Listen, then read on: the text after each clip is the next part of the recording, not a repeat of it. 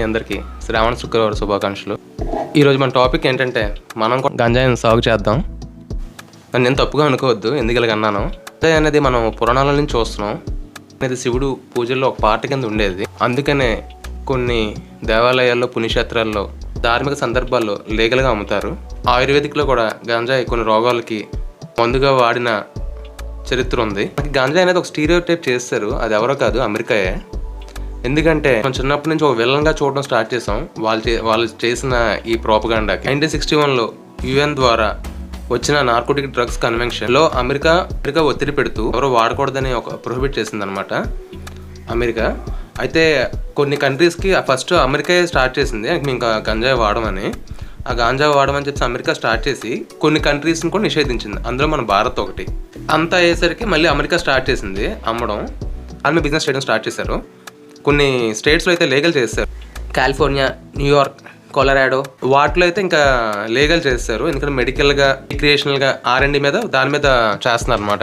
అక్కడ మామూలుగా లైసెన్స్డ్ ఇంకా అది ఆ స్టేట్స్లో. అయితే 2024 వచ్చేసరికి అమెరికాలో $1 బిలియన్ మార్కెట్గా అవతరించింది US లో. క్వశ్చన్ ఏంటంటే అమెరికా వాడుతున్నప్పుడు మనం ఎందుకు వాడకూడదు? మనం ఎందుకు సాగు చేయకూడదు? మనం ఎందుకు దాని మీద బిజినెస్ చేయలేం? చేస్తే మనకు వచ్చిన లాభాలు ఏంటంటే రైతులు దాని మీద బాగుపడతారు. రైతులు కొత్త విధంగా డబ్బులు సంపాదిస్తారు. దేశానికి రెవెన్యూలో చాలా హెల్ప్ అవుతుంది మనకి. ఇప్పుడు వచ్చి 50% టారిఫ్ పెట్టాడు అంటే అమెరికా నచ్చినట్టు అమెరికా చేసుకెళ్ళిపోతుంది. అమెరికా చెప్పినట్టు మనం ఎందుకు వినాలి? అమెరికా ఎందుకు మార్కెట్ చేసుకుంటుంది? మరి అప్పుడు మనకు చెప్పి అమెరికా ఎందుకు పాటిస్తుంది? ఇప్పుడు ఇది ఈ విధంగా మనకి దేశానికి మనం కూడా రెవెన్యూ చేయాలి కదా. అంటే అమెరికా రెవెన్యూ చేసుకుంటుంది. మనకు ప్రొహిబిట్ చేసి వాళ్ళు వాడుకుంటున్నారు. మనం ఎందుకు వాడకూడదు? మన కల్చర్లో ఉన్నది. ఇది హెంప్ ఇండస్ట్రీస్ పెట్టవచ్చు. ఆ హెంప్ ఇండస్ట్రీస్లో ఏంటంటే యాక్చువల్లీ హెంప్ సీడ్స్ అనేది చాలా ప్రోటీన్ అది, ఓకేనా. ఇంకా మన క్లాతింగ్లో యూజ్ చేస్తారు, టెక్స్టైల్స్లో యూజ్ చేస్తారు, మనకి పేపర్లో యూజ్ చేస్తారు, ఫ్యూయల్లో యూజ్ చేస్తారు. ఇంకా బోల్డ్ పరిశ్రమలు వస్తాయి మనకి. అది కానీ మనం లీగల్. మళ్ళీ దానిలో మెడికల్ బెనిఫిట్స్ ఉన్నాయి. క్యాన్సర్ని అరికట్టవచ్చు, పెయిన్స్ రాకుండా చేయొచ్చు, ఇంకా డిప్రెషన్ రాకుండా చేయొచ్చు. చాలా రోగాలకి ఉపశమనం కూడా ఉంటుంది దానివల్ల. గంజాయి మీద R&D పెట్టి కొత్త స్టార్టప్స్ వస్తున్నాయి. యాక్చువల్లీ కొన్ని విజయ్ అని, లీవ్స్ అని కొన్ని మన ఇండియాలో లీగల్ ఉన్నాయి. కాకపోతే ఇంకా బ్రాడ్ అవ్వాలి ఇదంతా.